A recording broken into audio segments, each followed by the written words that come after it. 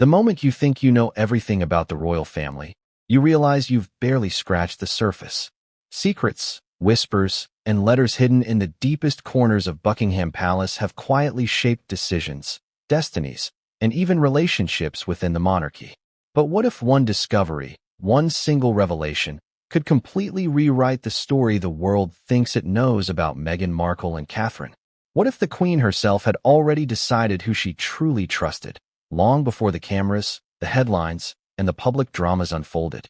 This is not just gossip. This is history hidden behind locked doors, revealed through the eyes of one of the most observant and untouchable royals, Princess Anne. Before we continue, please hit the like button, subscribe to the channel, and turn on the notification bell for updates. And, often called the hardest working royal, has a reputation for seeing what others miss.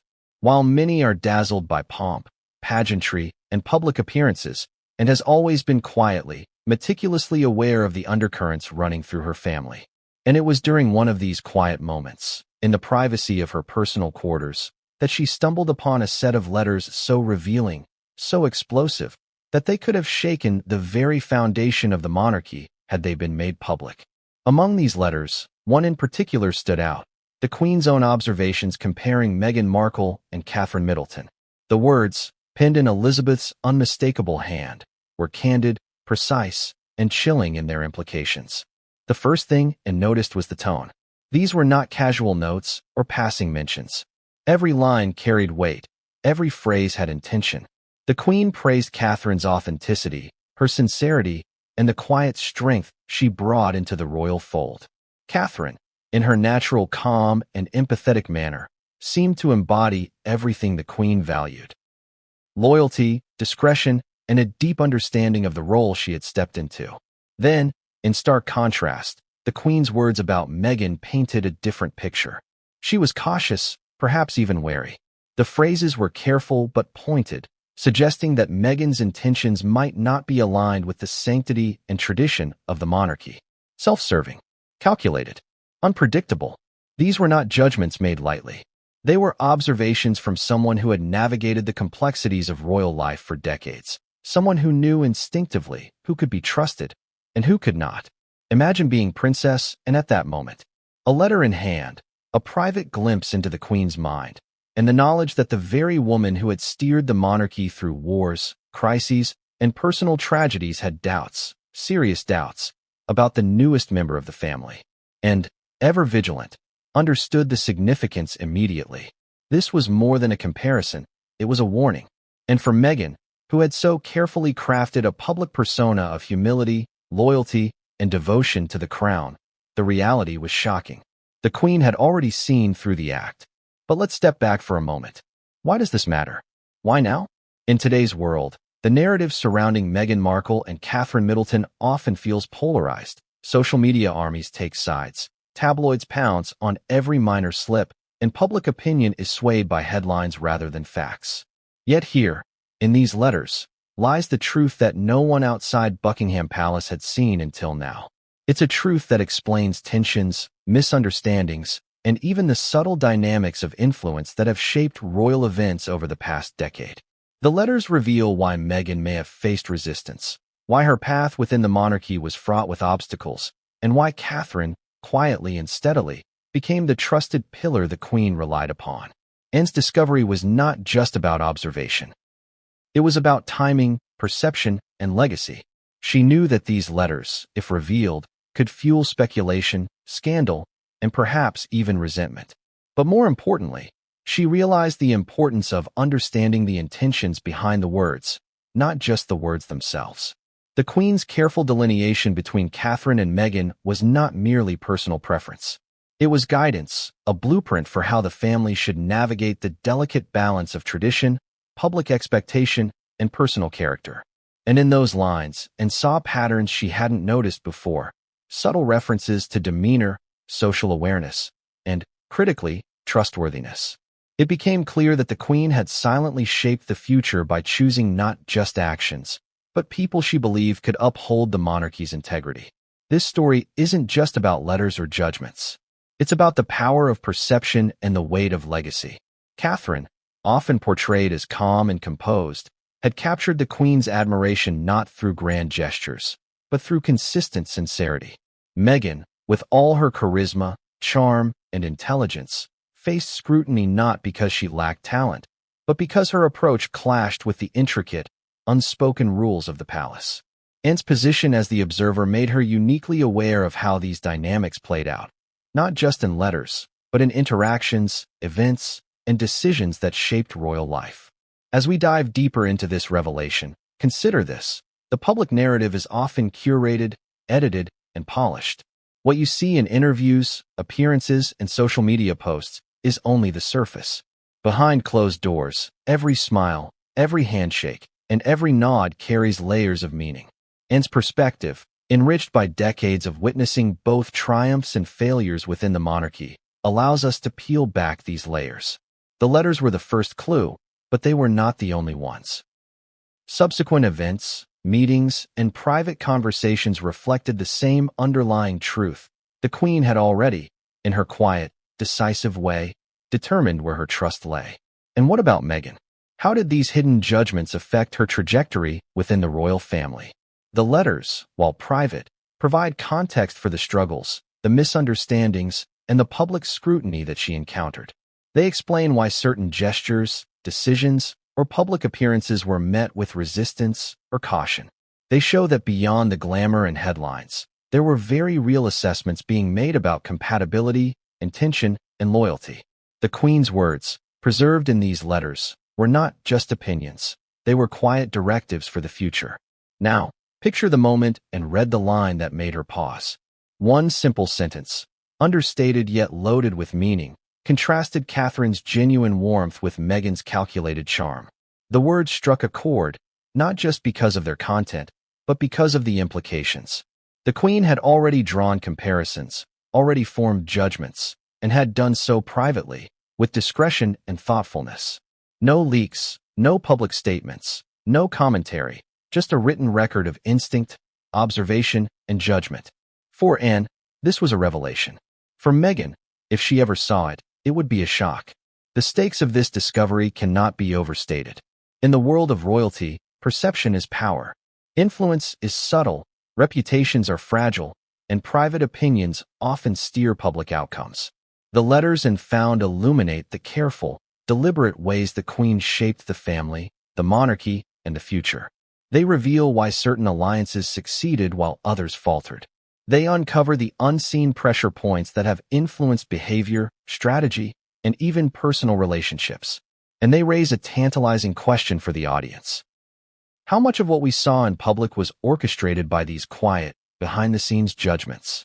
And now, as we prepare to unfold this story, think about and holding those letters, the weight of centuries of tradition in her hands, and the understanding that one revelation could shift the narrative entirely. Imagine the tension in the room, the gravity of realizing that the Queen's private opinions could redefine our understanding of both Meghan and Catherine. This is not merely historical curiosity. It is an insight into the mechanics of trust, power, and perception at the highest level. But here's the kicker. The letter in red was just the beginning. What she discovered next, hidden in the margins, scribbled in her grandmother's unmistakable handwriting, contained comparisons Meghan Markle never wanted anyone to see. These were insights that linked personal character to future prospects, judgments that subtly influenced invitations, roles, and responsibilities within the family. They were the quiet seeds of trust and caution, meticulously sown in private, but bearing consequences in the public eye. So as we begin this journey together, keep this question in mind. What happens when private opinions, carefully documented and preserved, collide with public personas and ambitions? What happens when a single letter, a single comparison, challenges everything a public figure believes about their place in the world? Princess Anne's discovery does more than reveal the Queen's secret wish. It exposes the hidden mechanisms of trust, judgment, and legacy that govern the lives of those under the crown. And as Anne held the letters, rereading the Queen's words, a chill ran through her. The comparison between Catherine and Meghan was explicit, undeniable, and yet nuanced, an intricate map of who would rise, who would endure, and who might stumble under the weight of scrutiny. And understood the gravity, the implications, and the responsibility. She knew that revealing these insights could cause shockwaves across the monarchy and the public alike. But keeping them hidden meant understanding a truth that very few could ever grasp. And it was in that moment, with the letters in her hands and the weight of centuries of royal expectation pressing down, that Anne realized something extraordinary. The Queen's secret wish was not just about preference, trust, or approval. It was about safeguarding the legacy of the monarchy, ensuring its continuity, and quietly guiding the future by recognizing genuine character when it mattered most. The letters were the key, the revelation, and the silent testimony of a monarch who had seen everything and judged wisely. What if the person at the very top of the monarchy, someone who had seen decades of triumphs, crises, and betrayals, had already made up her mind about who could truly be trusted in her family? What if, before cameras, interviews, or public appearances, there was a quiet, private judgment shaping destinies behind palace walls? Princess Anne had just glimpsed that judgment. The letters in her hands weren't ordinary correspondence. They were windows into Queen Elizabeth's unfiltered perspective on her granddaughters-in-law, and the contrast was striking.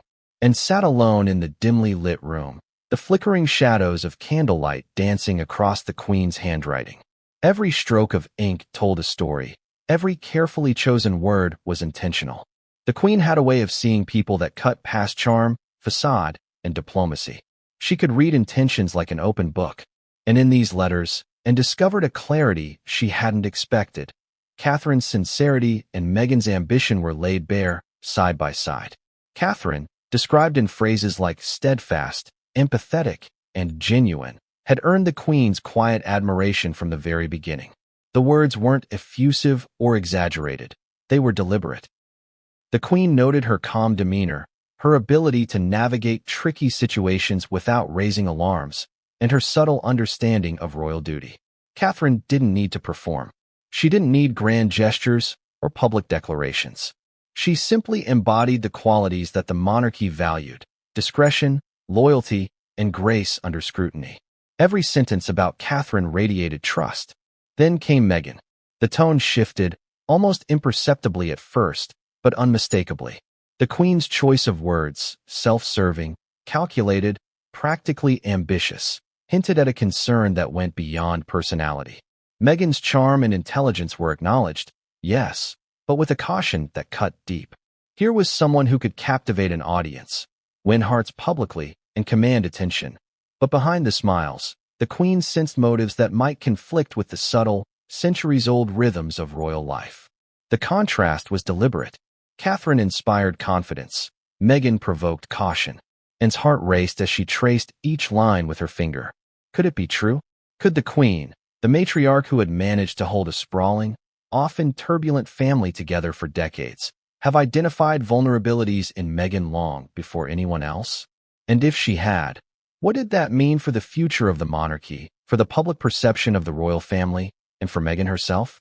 These weren't just observations. They were guidance, quietly setting boundaries, creating hierarchies of trust that would influence interactions, opportunities, and privileges for years to come. What made these letters particularly extraordinary wasn't just the content. It was the context. Queen Elizabeth had lived through enough betrayals, scandals, and missteps to know the difference between appearance and intention. She understood that public charm could mask private ambition, and private ambition could either elevate or undermine a family's cohesion. Catherine's quiet strength aligned with Elizabeth's vision for the monarchy. Meghan's ambition, while admirable in some respects, introduced a variable that the Queen didn't entirely control, and realized this was not personal. This was protective. The Queen was safeguarding the legacy she had spent a lifetime building. As Anne continued reading, patterns emerged. The Queen didn't comment on Meghan or Catherine in isolation. She drew subtle comparisons. Each paragraph, each marginal note, juxtaposed the two women, highlighting contrasts that were easy to miss but impossible to ignore. Catherine's patience, adaptability, and composure were repeatedly underscored, while Meghan's assertiveness and ambition were consistently noted with caution, and felt a mix of admiration, disbelief, and unease. Admiration for the Queen's foresight, disbelief at the candidness of the observations, and unease because these private judgments, if revealed, would change everything the world thought it knew about Meghan and Catherine. And there was more. The Queen's letters hinted at future implications. Her words suggested that Catherine's approach would naturally secure the trust of the family and the public, while Meghan's trajectory would require careful navigation, constant evaluation, and, in some cases, restraint. These were not merely opinions. They were subtle instructions, a framework for how the family should respond to different personalities, how roles should be assigned, and how influence should be balanced, and understood immediately the gravity of what she held in her hands. This was the architecture of trust within the royal family, penned in the Queen's own meticulous script. Anne's mind flashed back to moments she had observed firsthand. The Queen's subtle nods of approval during engagements, the quiet invitations extended to Catherine, the small but telling distinctions in protocol and privilege. All of these now made sense in the context of the letters. Elizabeth's guidance wasn't just about etiquette or ceremonial correctness. It was about instinct, perception, and the recognition of genuine character. Catherine had aligned with these instincts naturally. Meghan's path, while ambitious, had often collided with the same instincts in ways that created tension and misunderstanding. Anne paused and asked herself a question that every royal insider has faced at some point. How much should you act on private knowledge? The Queen's observations were not intended for public consumption. They were private, intimate, and carefully guarded. To reveal them would be to disrupt centuries of careful image management, to expose the subtle mechanics of influence, and to challenge narratives that the public had long accepted. But to ignore them would be to overlook truths that could clarify countless misunderstandings, conflicts, and the very public struggles that Meghan had faced. And there was the final, chilling realization. The letters weren't just descriptive, they were predictive. The Queen had not merely assessed personalities. She had forecasted potential outcomes. Catherine's measured, sincere approach would sustain her, build trust, and secure her position within the monarchy. Meghan's ambition, however sincere or well-intentioned, would be met with scrutiny, skepticism, and, at times, resistance. These predictions, though subtle, were written with precision, informed by decades of observation, and grounded in the Queen's unparalleled understanding of human nature. Anne's fingers trembled slightly as she turned the last page. The final lines, carefully penned in the margins, drew a stark conclusion. Catherine was the embodiment of the qualities Elizabeth had always valued, while Meghan represented a challenge, someone whose path required vigilance, careful management, and, at times, intervention. It was not a condemnation, but a roadmap, a blueprint for navigating personalities and preserving the integrity of the monarchy. For Anne, the significance was clear. This was a moment where history, foresight, and familial guidance intersected in a way few would ever witness. She closed the letters slowly, letting the weight of their contents sink in. The Queen's observations were more than personal reflections. They were instruments of influence, shaping interactions, decisions, and, ultimately, destinies. And understood that these letters explained more than just perceived tensions. They clarified the invisible forces that had guided the family's public and private life. Every smile, every gesture, every nuance could now be seen in a new light. But what Anne realized next would shock her even more. Tucked between pages, almost as if deliberately concealed, was a note comparing Catherine and Meghan in a way no one had ever seen before. It wasn't just a comment on demeanor or style. It was a direct evaluation of intentions, trustworthiness, and future potential, and felt a chill run down her spine as she read it. These words, carefully hidden yet undeniably clear, had the power to rewrite the public narrative and reshape the story of Meghan Markle's experience within the monarchy. And just like that, Anne understood the full weight of the discovery. The Queen's private observations weren't just reflections. They were quiet judgments with consequences, a secret framework determining who would thrive, who would struggle, and who would be closely watched at every step. For Anne, for the royal family, and for the world that would one day learn the truth, this was only the beginning. What would you do if you stumbled upon a secret that could change everything you thought you knew about your family? For Princess Anne, this was not a hypothetical question. It was her reality. The letters she had found were extraordinary enough on their own, but what she discovered next would push the boundaries of secrecy, loyalty, and shock. and had always been known as the observant one, the daughter of the queen who saw more than most could ever perceive. She had spent decades quietly monitoring palace dynamics, understanding the subtle intricacies of family relationships, and noting behaviors that others dismissed as trivial. But this time, the discovery was different. Hidden in a private drawer of the queen's study, tucked beneath folders labeled with mundane titles, lay a collection of correspondence that had clearly never been intended for anyone else's eyes. She picked up the first letter and recognized the handwriting immediately, Elizabeth's precise, disciplined script. There was a familiarity to it, a rhythm that spoke of years of experience, authority, and unparalleled judgment. As Anne's eyes scanned the pages, the queen's voice seemed to echo through the words. What struck her most was the candidness. There were no diplomatic platitudes here, no attempts to sugarcoat observations.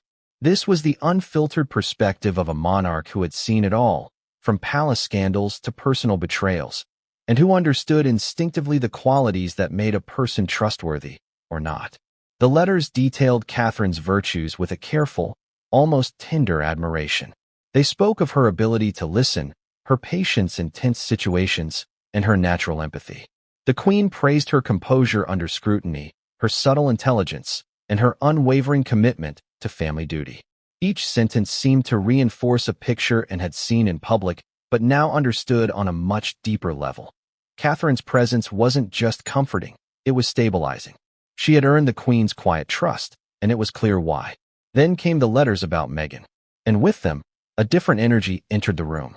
The words were measured, polite, but unmistakably cautious. Ambitious, strategically minded, self-serving were terms that leapt from the page, and felt a knot tighten in her stomach. The contrast was jarring. Meghan's intelligence and charisma were acknowledged, but every compliment was tempered by a warning.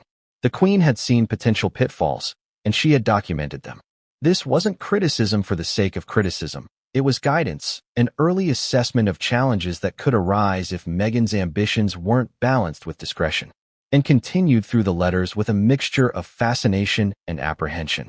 There were references to specific incidents, encounters, decisions, and behaviors that exemplified the queen's assessments. What was striking was how detailed and specific these observations were. They weren't vague impressions. They were analyses, notes of patterns and predictions. And more than anything, they revealed a deeply held principle. Trust was earned through consistency, sincerity, and a quiet understanding of duty. Catherine embodied these qualities naturally. Meghan, despite her charm and intelligence, had not yet proven that she aligned with the monarchy's subtle expectations.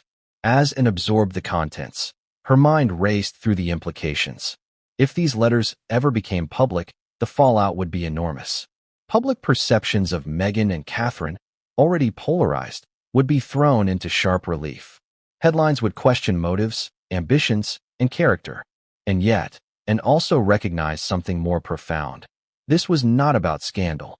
It was about clarity, truth, and insight into a world few outsiders could ever understand. The Queen's judgments weren't reactive. They were anticipatory, rooted in decades of observing human behavior and understanding the delicate balance of power, duty, and public image. Then Anne found it. A smaller, folded note hidden within the margins of a larger letter. Her breath caught. The note was direct, almost surgical in its clarity. It compared Catherine and Meghan side by side in a way that no one outside the palace could have imagined. Catherine was praised for her integrity, her empathy, her natural ability to navigate social and political nuance. Meghan's attributes were acknowledged, but every compliment carried a subtle caveat.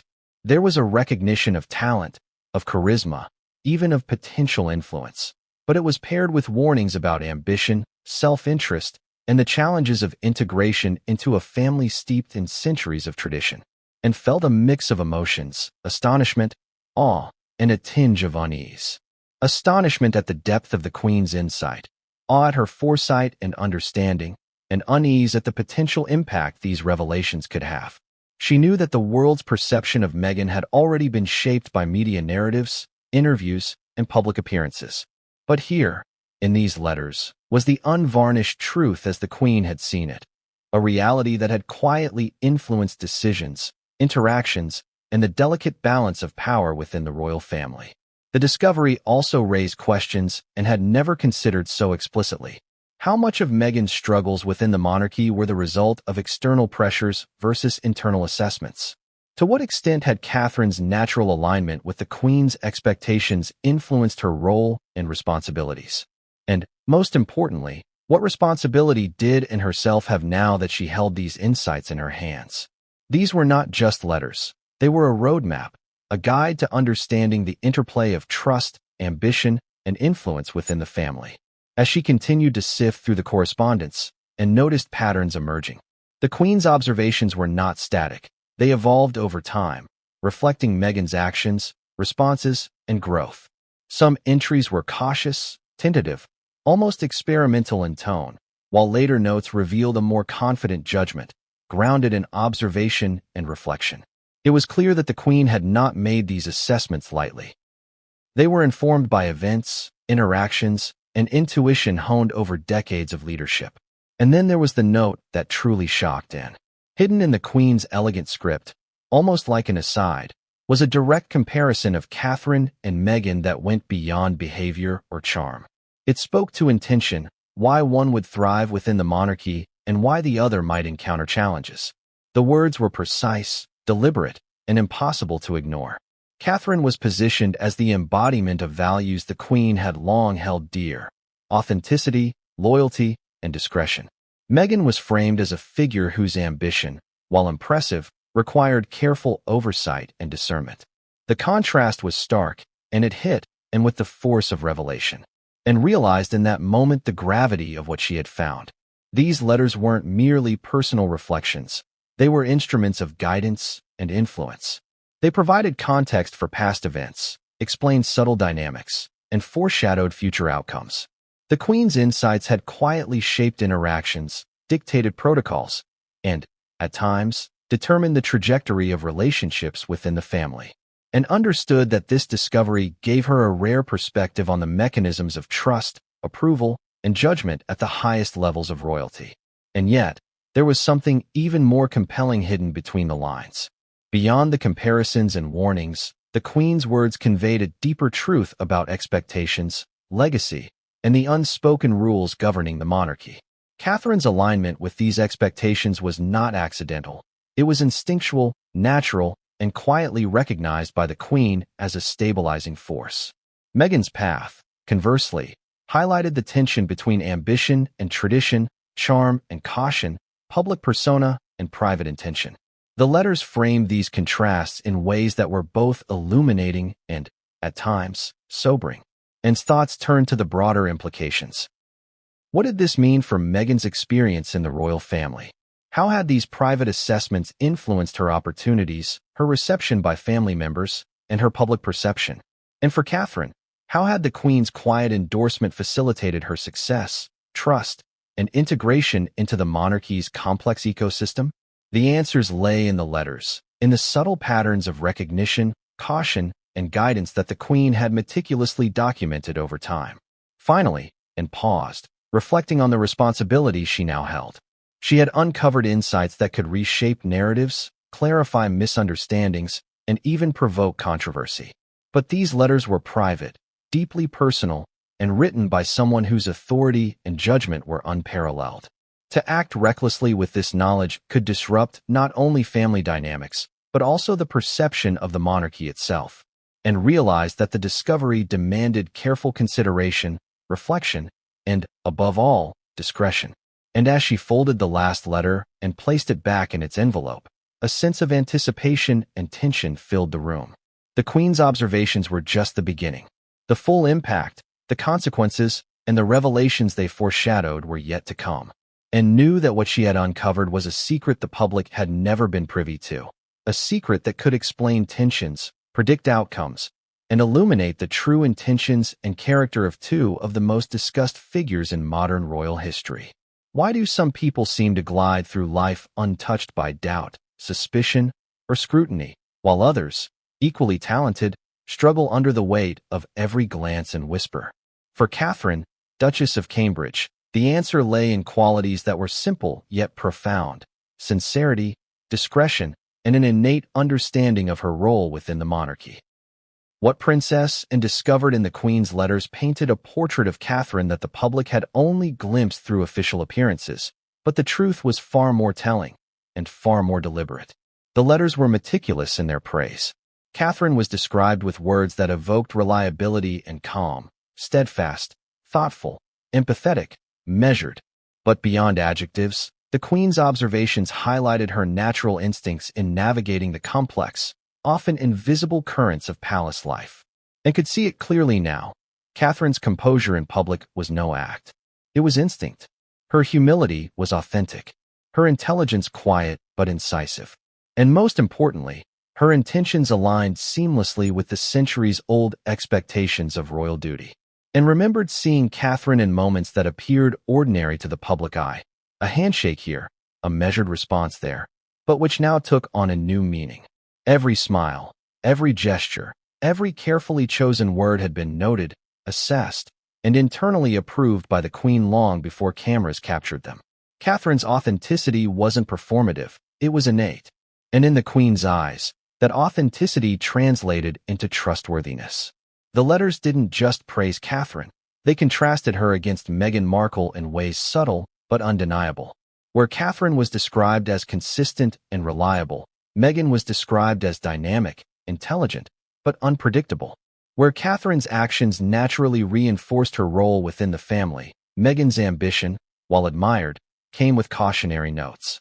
Catherine, the Queen implied, was someone who could be relied upon without constant oversight. Meghan was someone whose trajectory needed observation, assessment, and, at times, guidance, and felt a strange mixture of relief and admiration.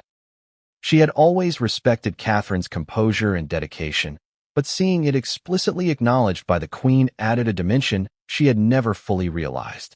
The Queen's words made it clear. Catherine was more than poised. She was trusted. Trusted in ways that mattered not just for appearances, but for the stability, continuity, and legacy of the monarchy itself, and reflected on the nuances embedded in the letters. The Queen didn't just comment on Catherine's behavior. She highlighted her understanding of influence, perception, and timing.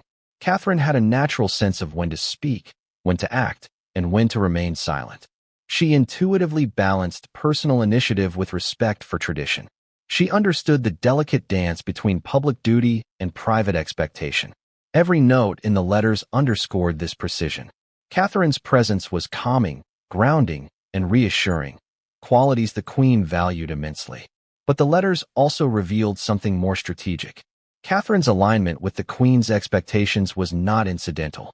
It was acknowledged as a stabilizing factor within the family, something that could mitigate tension, facilitate smooth interactions, and quietly maintain harmony, and could now connect the dots.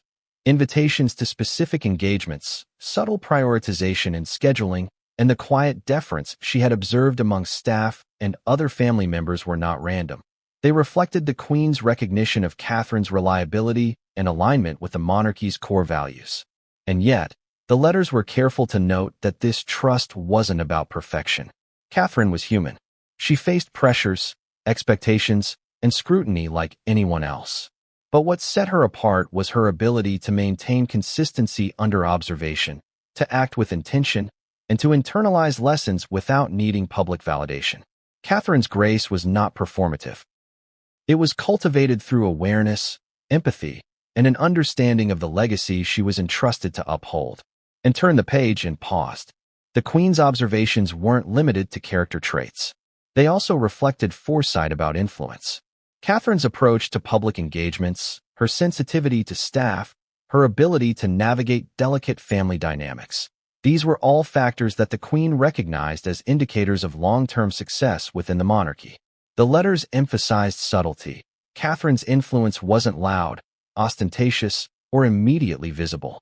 It was quiet, pervasive, and enduring, and realized that this was precisely the quality the Queen valued most. Someone who could wield influence without overtly asserting power. Someone whose presence enhanced stability rather than created tension. Anne's mind drifted to the parallels with Meghan's trajectory. Catherine's seamless integration had been noticed early by the Queen and recorded in meticulous detail. Meghan's path, while intelligent and ambitious, often diverged from the expectations outlined in the letters. Catherine's alignment had earned the Queen's trust. Meghan's divergence had prompted caution. Anne now understood the extent to which these assessments had shaped family dynamics, interactions, and even public perception. The letters also highlighted Catherine's humility, not as a superficial trait, but as a profound strength. She was recognized for her ability to listen, for her patience in complex social and political situations, and for her consistent demonstration of integrity. Catherine's humility was not a performance for cameras. It was an internalized principle guiding her actions, and felt a surge of admiration. Here was someone who had understood, instinctively, the weight of responsibility, the nuances of influence, and the subtle power of trust. As in continued reading, she noted the Queen's emphasis on discernment. Catherine's judgment in interpersonal matters was consistently praised. The Queen highlighted moments where Catherine had navigated potential conflicts with tact, diplomacy, and foresight. These observations were not merely descriptive, they were instructional. They demonstrated the qualities the Queen valued, the behaviors that facilitated trust, and the subtle distinctions that separated public charm from authentic influence. But there was a deeper layer, one that would prove critical in the unfolding story. The letters suggested that Catherine's alignment with the Queen's expectations had implications beyond trust. It shaped opportunity. Invitations to events, roles in family initiatives, and the delegation of responsibilities were subtly influenced by the Queen's confidence in Catherine, and realized that these letters were not passive reflections. They were active instruments of guidance, determining the pathways through which influence and responsibility would flow. The contrast with Meghan became even clearer in the margins. Where Catherine's actions had consistently reinforced trust, Meghan's decisions sometimes introduced uncertainty. The letters did not condemn Meghan, but they noted patterns that could create friction if left unchecked, and felt the tension rising as she considered how these observations, if revealed, could contextualize the very public challenges Meghan had faced. The letters explained not just perceptions, but also the rationale behind them, providing clarity where confusion had previously dominated. And then came the passage that truly underscored the Queen's quiet wisdom. Catherine was described as embodying the essence of what the monarchy needed to endure, a combination of grace, discretion, intelligence, and empathy. Meghan, while acknowledged as capable and intelligent, was recognized as someone whose trajectory required careful observation. The letters framed this as guidance rather than judgment, insight rather than criticism, and felt the weight of the Queen's foresight. Here was a blueprint for stability, subtly woven into personal reflections, and it illuminated the invisible architecture of trust that governed the family. And put down the letters and leaned back. The room felt heavier, the air thick with the realization that she had just glimpsed the Queen's secret calculus. Catherine's trusted status was not accidental. It was deliberate, observed, and recorded. Meghan's path, while promising, was noted as one that demanded vigilance and discernment. The letters had clarified a fundamental truth. The Queen had already made her private assessments, and those assessments had quietly influenced every interaction, every decision, and every nuance of royal life since. And as Anne prepared to explore the next layer of revelation, the letters concerning Meghan's trajectory and the cautionary notes that would shock even the most seasoned observers, she knew one thing with certainty. These discoveries were only the beginning. What she was about to uncover next would challenge assumptions, spark intrigue, and reveal truths Meghan Markle never wanted the world to see. What if charm, intelligence, and ambition weren't enough to secure trust at the highest level? For Meghan Markle, this question would define much of her experience within the royal family, and Princess Anne's discovery of the Queen's letters made that starkly clear. The Queen had observed Meghan from the very beginning, noting her every move, every gesture, every word. And what Anne read next wasn't flattering, it was cautionary. The Queen's note began with measured language, almost clinical in tone. Meghan's intelligence and public charisma were acknowledged, but there was a shadow that lingered between the lines. Words like strategically ambitious, self-serving tendencies, and requires careful observation were not criticisms born of personal dislike. They were assessments, born from decades of experience observing human behavior under scrutiny. The Queen had a lifetime of knowledge about how appearances could deceive and how intentions could be masked by charm. Meghan's brilliance was evident, but Elizabeth's instincts signaled caution, and felt her pulse quicken. This wasn't merely a note on character.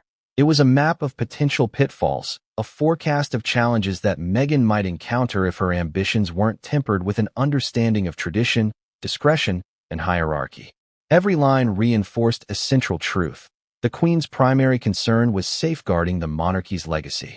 Meghan's trajectory, brilliant though it appeared, introduced variables that demanded vigilance, and realized that this letter wasn't an indictment. It was a guide, a quiet intervention intended to shape outcomes before missteps could occur.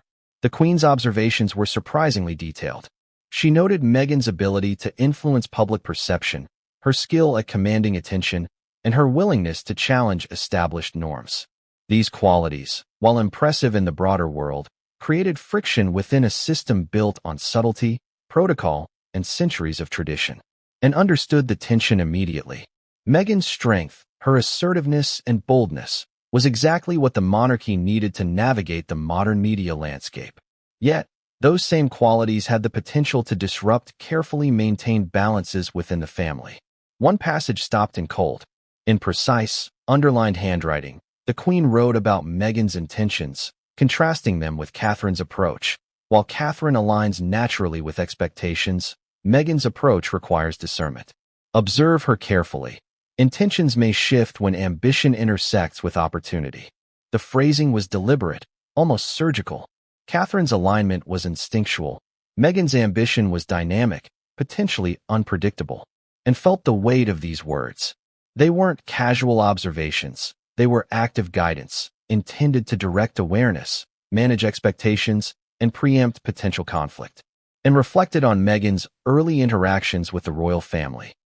The letters illuminated moments that had previously puzzled observers, subtle tensions at formal events, unexpected clashes with staff, and the occasional misalignment with protocol. What had seemed like social missteps now took on new meaning. They were not random. They were the natural consequences of Meghan's approach, seen through the lens of a monarch who had spent a lifetime reading intentions. The Queen's cautionary note explained the undercurrents of tension that had always existed, hidden behind smiles and public appearances. The letters also revealed Elizabeth's nuanced understanding of ambition itself. She did not condemn it. She recognized its power, its potential, and its inevitability in someone of Meghan's drive and intellect. But ambition, in the Queen's eyes, needed to be tempered by an understanding of legacy, trust, and influence. Without that balance, even the most talented individuals could disrupt relationships, destabilize dynamics, and invite scrutiny. And realized that the Queen's caution was both protective and predictive, a preemptive acknowledgement of challenges before they became crises. Anne's attention shifted to a particularly detailed section of the letters. The Queen outlined scenarios in which Meghan's assertiveness could clash with established expectations. Public gestures that might seem innocuous, private decisions made with confidence, and even the management of personal branding. All were areas where the Queen's instincts suggested vigilance. The subtleties were striking. Elizabeth didn't dictate action. She highlighted observation, noting where intervention might be required, where guidance could preserve harmony, and where awareness alone might prevent future friction. There was a deeper layer to these cautionary notes, and noticed repeated references to relationships, how Meghan interacted with Catherine, with senior staff, and with members of the extended family. Elizabeth had a keen sense of relational dynamics. She observed who aligned naturally with values of discretion, loyalty, and adaptability, and who required careful monitoring to ensure cohesion. Meghan, in this framework, was talented and capable, but her trajectory was marked with potential risk. Catherine, in contrast, was steady, trusted, and inherently aligned with the expectations the Queen valued most. Anne's mind raced as she connected these letters to public events. Media portrayals, interviews, and social commentary now appeared in a new light. Meghan's challenges, amplified by press coverage and public scrutiny, were not solely the result of external pressure. They were, in part, the natural outcome of the dynamics observed and recorded by the Queen long before headlines formed. And understood the gravity of what she held. a direct explanation of patterns that had shaped the monarchy, public perception, and even Meghan's own experience within the family. The letters were precise in tone, yet they carried emotional weight. The Queen expressed admiration for Meghan's intelligence, creativity, and ability to connect with the public, but always paired it with measured caution. It was an acknowledgement of talent, coupled with a recommendation for strategic awareness, and realized that Elizabeth's insight had likely influenced guidance offered through subtle advice, private conversations, and the allocation of responsibilities within the family. The cautionary notes were not punitive. They were protective, designed to balance ambition with the traditions and expectations of the monarchy. Then came the passage that truly stunned Anne. The Queen had included a side-by-side comparison, written in fine, meticulous script. Catherine's natural alignment with the family's values was highlighted in glowing terms, while Meghan's approach was described as capable but requires discernment. And felt the weight of this assessment. These words were not casual commentary. They were a quiet verdict, a preemptive framework for managing relationships, expectations, and influence within the palace. And paused, reflecting on the implications. What Meghan may never have realized was that these private observations had likely influenced decisions about her role, her visibility, and even the allocation of opportunities within the royal family. The Queen's cautionary note explained subtle tensions, misalignments, and moments of perceived friction. It revealed why certain events unfolded as they did and why Meghan's integration, despite public charm and intelligence, sometimes faced unseen obstacles. Finally, and considered the emotional resonance of these letters. They weren't written to embarrass or belittle. They were written to guide, protect, and preserve. The Queen's insight was both profound and measured, balancing recognition of talent with the wisdom of experience. Catherine's reliability and sincerity were quietly lauded, while Meghan's ambition was noted with caution. The letters illuminated the invisible currents of trust, influence, and legacy that had shaped family dynamics for years. And then, tucked into the margins, and found the final note, one that directly contrasted Catherine and Meghan in a way Meghan never wanted anyone to see. It was explicit, candid, and undeniable. The Queen had not just observed behavior. She had assessed intention, projected potential outcomes, and outlined a framework for future guidance. Anne's hands trembled slightly as she read it. This was more than a letter. It was a revelation, one with the power to rewrite narratives, clarify misunderstandings, and expose truths that had been hidden for years. Have you ever wondered why some relationships within a family flourish effortlessly while others are fraught with tension, misunderstandings, and constant scrutiny? In the royal family, where every gesture, word, and glance carries meaning, those contrasts are magnified. Princess Anne's discovery of the Queen's letters revealed a side of royal life that the public rarely sees. An intricate comparison between Catherine and Meghan that exposed the core of trust, ambition, and authenticity within the palace, and held the letters with a mixture of fascination and apprehension. The Queen's observations weren't limited to general impressions. They were precise, side-by-side analyses that illuminated the differences in personality, intention, and alignment with the monarchy's values. Catherine was consistently described in glowing terms: thoughtful, reliable, empathetic, intuitive. Her actions, even the smallest gestures, reinforced a sense of trust and continuity. Meghan, in contrast, was portrayed as brilliant, ambitious, and dynamic, but her trajectory required careful observation. Every compliment about her charm or intelligence was paired with a note of caution about intention, predictability, and alignment with tradition. What struck Anne most was how clearly the Queen delineated these differences. Catherine's alignment with the family's values was instinctive. She didn't have to calculate her moves, adjust her behavior, or constantly prove herself. Her sincerity did it for her. Meghan, by contrast, was constantly navigating an unfamiliar landscape, balancing ambition with protocol, personal conviction with the subtle expectations of centuries-old tradition. The Queen recognized her potential, but also the risk inherent in that ambition, and felt the tension in these assessments. Here was a monarch quietly predicting how each woman's traits could influence the family, their roles, and the perception of the monarchy by the public, and recalled subtle moments in public engagements that now made sense. Catherine's measured approach in meetings, her ability to defuse tense situations, her subtle attentiveness to family dynamics. These had always seemed natural, even effortless. Meghan's energy, while vibrant and engaging, sometimes appeared to clash with the expected decorum, creating ripples of uncertainty. In the Queen's letters, these observations were laid bare, offering a roadmap to understanding the underlying causes of public speculation, family friction, and media scrutiny. The Queen's comparative notes were particularly revealing in their focus on intention. Catherine's actions were framed as authentic expressions of character. Meghan's, however, were often noted as strategic, and realized the Queen's careful wording was deliberate. It was not about undermining Meghan, but about acknowledging a different approach, one that could either harmonize with the monarchy or generate friction if mismanaged. This distinction explains so much about the subtle dynamics and had witnessed firsthand: invitations, engagements, roles assigned, and even the tone of private conversations. Every decision had been informed by these quiet assessments of character and alignment. Anne's mind raced as she connected these insights with broader patterns. Catherine's natural composure, humility, and empathy had earned her the Queen's trust quickly. Meghan's charisma, intelligence, and assertiveness, while impressive, had been recognized with careful caution. The contrast wasn't about ability.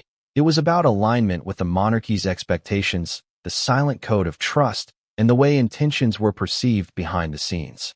And understood now why Catherine's path seemed smooth and steady while Meghan's was marked by scrutiny and tension. The letters also highlighted how perception and intention intersected. Catherine's alignment created predictability, which fostered trust.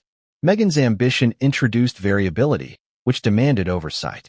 The Queen's foresight wasn't merely about individual personalities. It was about preserving balance, managing influence, and ensuring that the monarchy remained resilient in the face of both internal and external pressures, and realized that every subtle differentiation she had observed in public and private interactions could be traced back to these quiet comparisons. There was a particular passage that captured Anne's attention. In fine, deliberate handwriting, the Queen noted, "Catherine's sincerity is evident in every action. It requires no verification. Meghan's intention is strong, but the alignment with family values must be monitored to ensure cohesion." The phrasing was precise and unmistakable. Catherine's trustworthiness was inherent. Meghan's needed context, observation, and careful guidance, and felt a chill run through her. Here was the blueprint explaining decades of interactions, conflicts, and choices that had shaped the public narrative of both women, and reflected on the emotional resonance of these letters. The Queen's comparisons weren't designed to pit one woman against the other. They were a tool to understand character, manage relationships, and predict outcomes. Yet, if revealed publicly, the contrasts could easily be interpreted as favoritism, judgment, or criticism. And understood the delicate balance. Private assessments shaped public outcomes, but the perception of impartiality remained critical. This was the subtle power the Queen wielded quietly, decisively, and with impeccable foresight. The letters didn't stop at behavior or intention. They also commented on potential long-term consequences. Catherine's consistency, empathy, and alignment with family values were predicted to secure her role within the monarchy over time.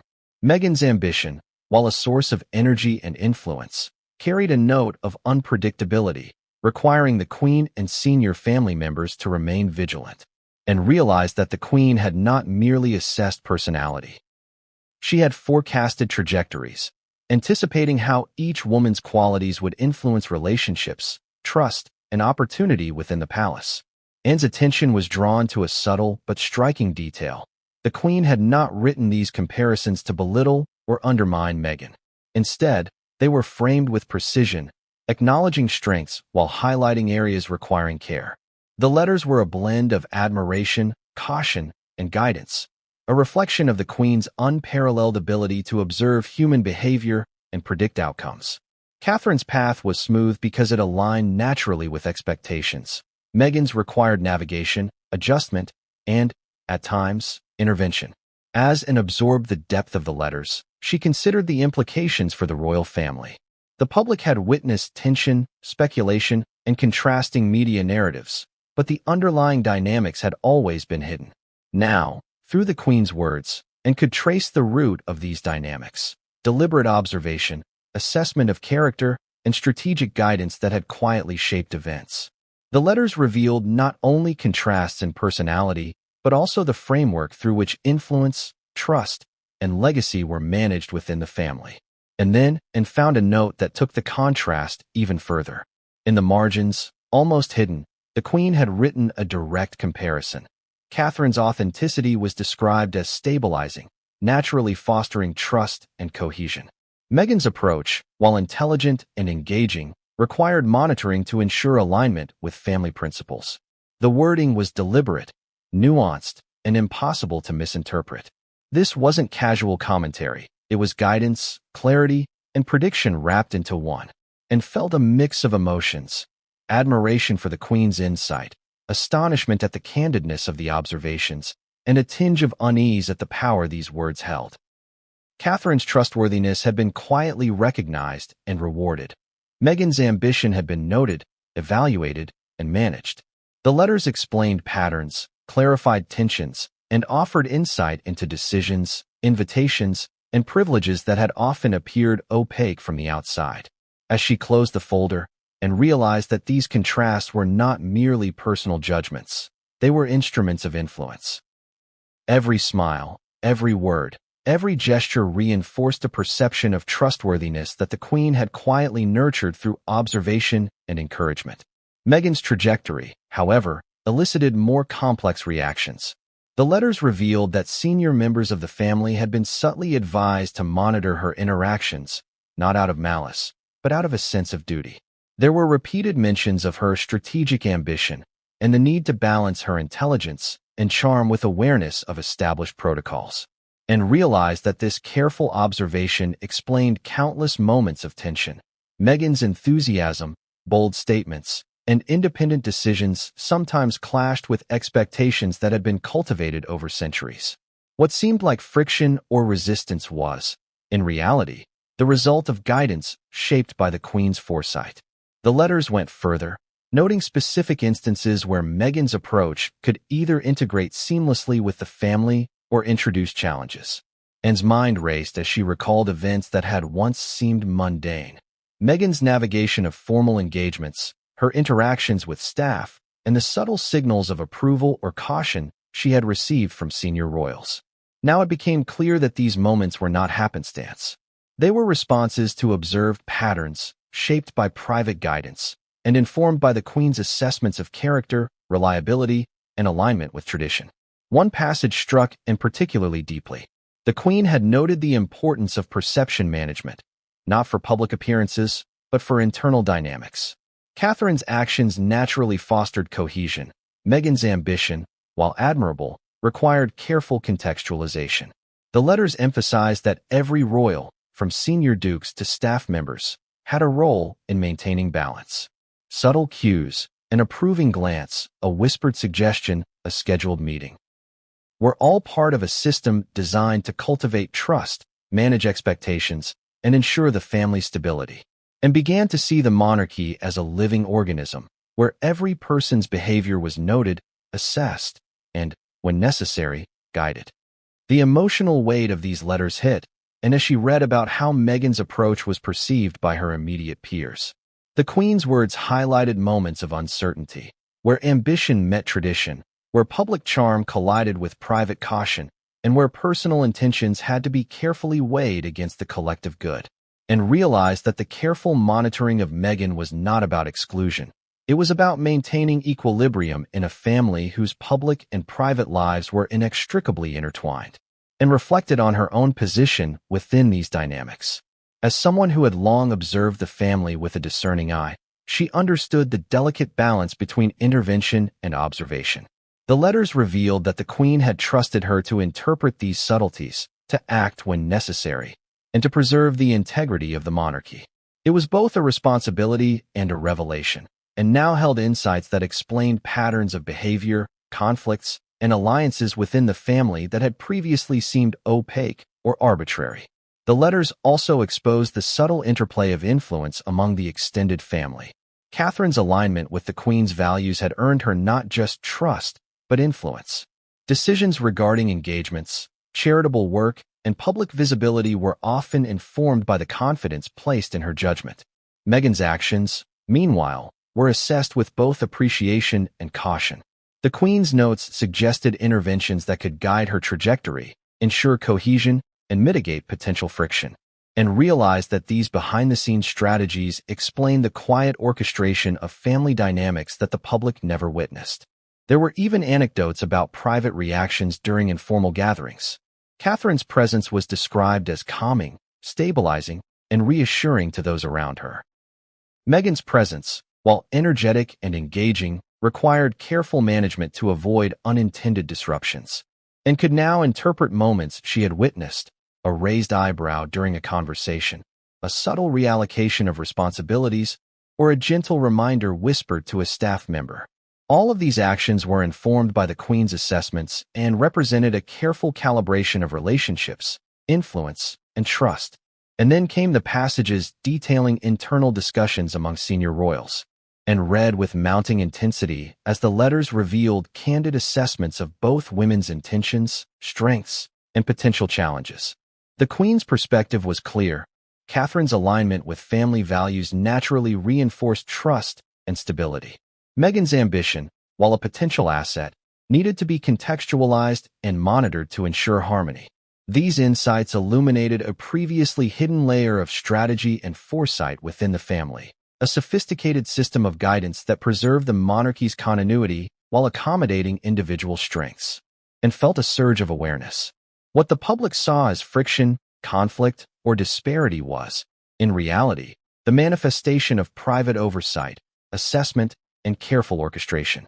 The Queen's guidance shaped not only interactions but also perceptions, influencing how decisions were made, opportunities were allocated, and alliances were reinforced. Catherine's trustworthiness allowed for autonomy and confidence, while Meghan's trajectory was navigated with deliberate attention to ensure cohesion and balance. Finally, and paused on a final note tucked within the correspondence, it highlighted a private moment of insight. The Queen had not simply compared behavior. She had assessed potential, predicted outcomes, and subtly advised her family on how to manage both women's influence. Catherine's trajectory was smooth and expected. Meghan's required attention, guidance, and, at times, correction, and realized that these letters explained decades of subtle palace dynamics, offering clarity where confusion had previously reigned. And as she set the letters down, and knew that what she had uncovered next, hidden further in the Queen's meticulous archives, would expose an even more candid assessment. This was the kind of revelation that Meghan Markle never wanted the world to see, and it would illuminate truths about ambition, trust, and influence that had been carefully concealed from public view. What if the most private thoughts of a monarch were suddenly revealed to the world? Imagine the Queen's meticulous, candid observations about her family exposed in full. The comparisons, the cautions, the subtle predictions about who could be trusted and who might falter. For Princess Anne, the possibility that these letters could go public was both alarming and awe-inspiring. She understood immediately the consequences. History, reputation, and the very perception of the royal family could shift overnight, and had always known the weight of discretion. Royal secrets were not just secrets, they were shields. They protected lives, legacies, and the intricate balance of power within the monarchy. And yet, these letters held revelations that the public had never been privy to. The Queen's comparisons between Catherine and Meghan, her candid assessments of intentions, and her guidance for managing influence and trust within the family. The contents were explosive, and felt the tension building in her chest. One leak, one misstep, could turn the carefully orchestrated world of Buckingham Palace into a storm of speculation and scandal.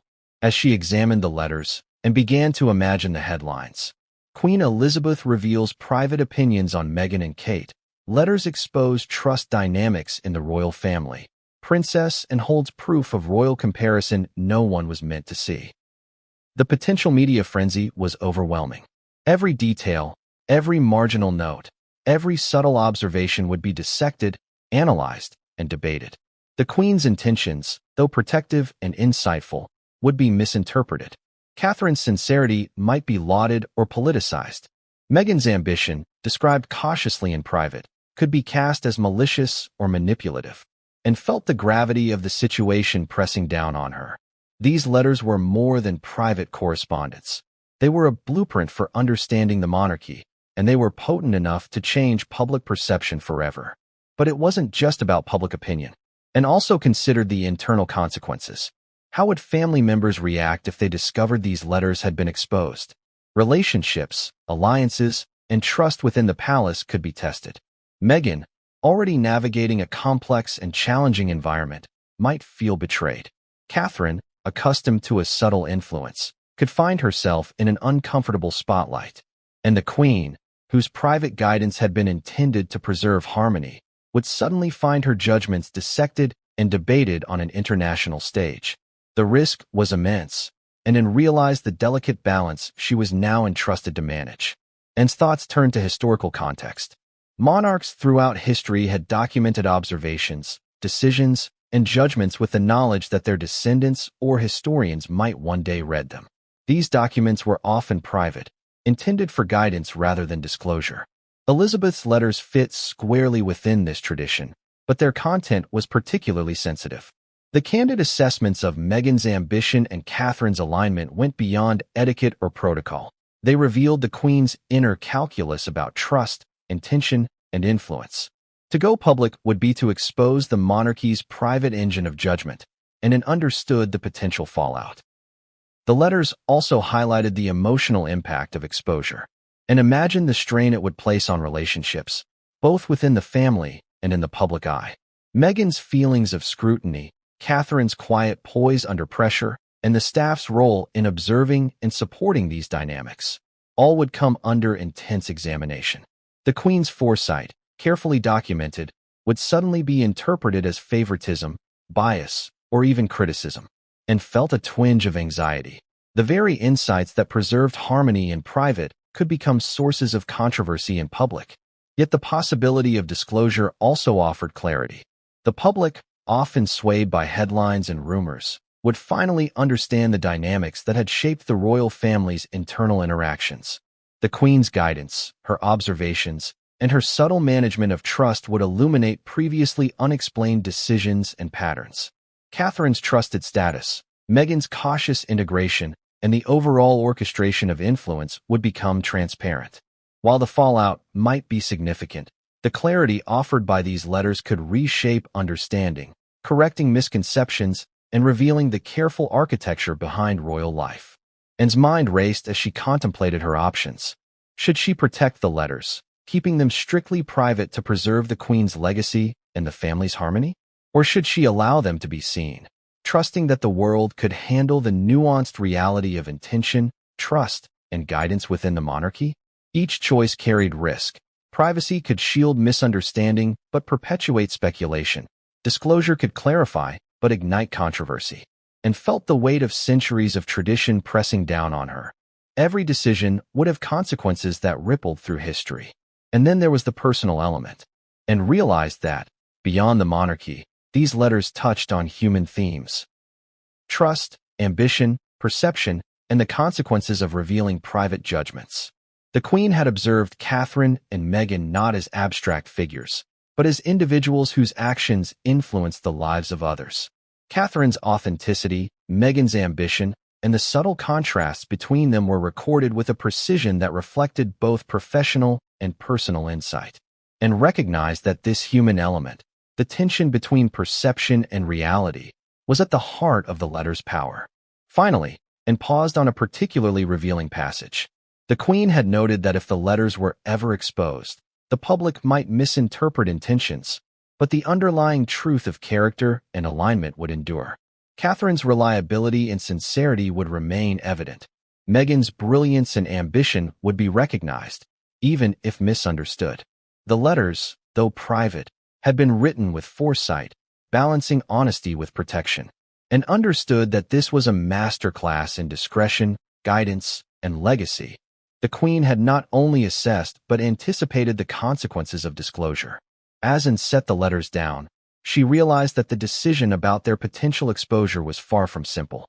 The stakes were enormous: public perception, family trust, historical record, and personal relationships all hung in the balance. But she also understood the transformative power of the letters. They offered insight into the monarchy's inner workings, clarity about dynamics that had long puzzled the public, and a deeper understanding of Catherine and Meghan as individuals navigating a complex, high-stakes environment.